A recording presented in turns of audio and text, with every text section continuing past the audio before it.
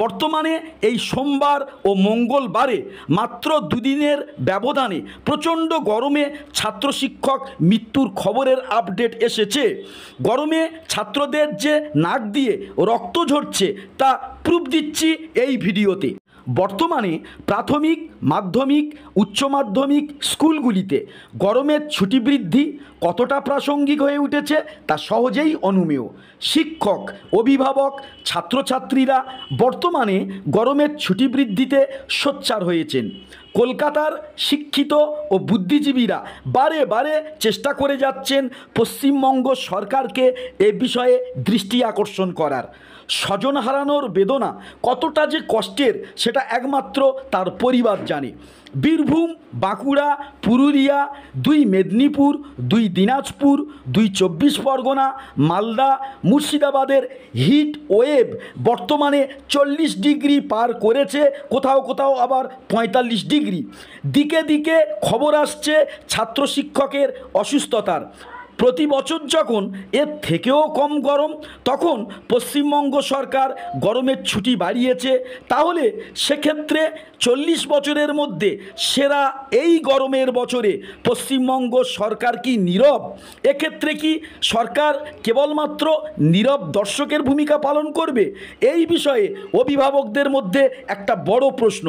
তবে এ বিষয়ে আমি জানিয়ে রাখি, গত সোমবার তৃণমূল সরকারের শিক্ষা সেলের ভারপ্রাপ্ত বিজনবাবু তার ফেসবুক পেজের ওয়ালে জানিয়েছেন সোমবার ও মঙ্গলবারের গরমের পরিস্থিতি কেমন তা পর্যবেক্ষণ করে গরমের ছুটির সিদ্ধান্ত নেবে পশ্চিমবঙ্গ সরকার। হয়তো তার গরমের ছুটি বৃদ্ধি সংক্রান্ত এই প্রেডিকশানটা মিলতে চলেছে। মূলত সেটি দুটি কারণে। এক, মঙ্গলবার দুপুর 12টা থেকে 2টার মধ্যে প্রত্যেকটি ডিআই অফিস থেকে প্রধান শিক্ষক মহাশয়কে ফোন করে জানার চেষ্টা করা হয় প্রচণ্ড গরমে ছাত্র ও শিক্ষকদের শারীরিক অবস্থা প্রসঙ্গে। হয়তো এটা গরমের ছুটি ঘোষণার প্রাক পর্যবেক্ষণ বলা যেতে পারে। তাছাড়া বর্তমানে এই সোমবার ও মঙ্গলবারে মাত্র দুদিনের ব্যবধানে প্রচণ্ড গরমে ছাত্র শিক্ষক মৃত্যুর খবরের আপডেট এসেছে। গরমে ছাত্রদের যে নাক দিয়ে রক্ত ঝরছে তা প্রুফ দিচ্ছি এই ভিডিওতে। হাওড়া জেলার উলুবেড়িয়া নর্থ সার্কেলে এক প্রাথমিক বিদ্যালয়ের এক ছাত্রের অবস্থাটা দেখুন। হাওড়া জেলার উলুবেড়িয়া নর্থ সার্কেলে এক প্রাথমিক বিদ্যালয়ের এক ছাত্রের অবস্থাটা দেখুন। প্রচণ্ড হিট ওয়েভে ও তীব্র গরমে অনবরত রক্তপাত হচ্ছে তার নাক দিয়ে। তার অভিভাবক সাথে সাথে নিয়ে গিয়ে হাসপাতালে ভর্তি করে। বাচ্চাটির কি হলো বর্তমানে, তার অবস্থা কেমন, এই শেষ আপডেটটি এখনও কিন্তু আমাদের কাছে আসেনি। দ্বিতীয় চিত্রটি আরও মর্মান্তিক। এই মুহূর্তে পুরুলিয়ার এক ছাত্র প্রচণ্ড গরমে অসুস্থ হয়ে পড়ে প্রচণ্ডভাবে। হাসপাতালেই নিয়ে যাওয়ার পথে রাস্তায় মারা যায় বাচ্চাটি। হাসপাতালে নিয়ে যাওয়ার পর হাসপাতাল কর্তৃপক্ষ বাচ্চাটিকে মৃত বলে ঘোষণা করে। তৃতীয় চিত্রটি একইভাবে মর্মান্তিক। ইনি হলেন উত্তর 24 পরগনা জেলার বনগাঁ 2 নম্বর চক্রের একজন অত্যন্ত সক্রিয় শিক্ষক। তীব্র গরমে ইনি স্কুলে প্রচণ্ড অসুস্থতা অনুভব করেন। তীব্র গরমে গতকাল স্কুল শেষে ফেরার পথে তিনি স্ট্রোক হয়ে শেষ নিঃশ্বাস ত্যাগ করেন। ফলে বিজনবাবুর কথা অনুযায়ী সোমবার ও মঙ্গলবারে সরকারের পর্যবেক্ষণ প্রসঙ্গ যথেষ্ট।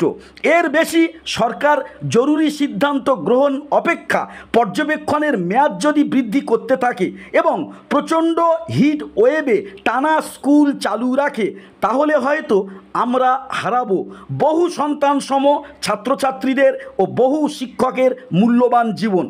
তবে আমরা এ বিষয়ে আশাবাদী। আজকালের মধ্যে পরিস্থিতি পর্যবেক্ষণ করে অন্তত 1 সপ্তাহের জন্য গরমের ছুটি বৃদ্ধি করবে সরকার, যা অতীতের বছরগুলিতে হয়েছিল। সরকার যদি গরমের ছুটি বৃদ্ধি না করে কিংবা মর্নিংয়ে স্কুল যদি শিফট না করে, তাহলে কিন্তু আরও ভয়ঙ্কর, আরও বাজে পরিস্থিতি তৈরি হবে পশ্চিমবঙ্গে যদি শিক্ষকদের একটা বড় অংশ এই হিটওয়েভে মারা যায়, ছাত্রছাত্রীদের একটা বড় অংশ যদি এই হিটওয়েভের কারণে সানস্ট্রোক বা হার্ট অ্যাটাক হয়ে মারা যায়, তাহলে কিন্তু জনগণের মধ্যে বিক্ষোভ এবং শিক্ষকদের মধ্যে সরকার বিরোধী মানসিকতার জন্ম হবে।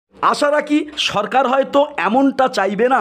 ছাত্রছাত্রীদের সুবিধার কথা মাথায় রেখে অভিভাবকদের দুশ্চিন্তামুক্ত করার জন্য এবং শিক্ষকদের জীবনকে সুরক্ষিত করার জন্য সরকার খুব জলদি ইতিবাচক সিদ্ধান্ত গ্রহণ করবে। তো গরমের ছুটি সংক্রান্ত আপডেট এলেই সাথে সাথে আপনাদেরকে জানিয়ে দেব।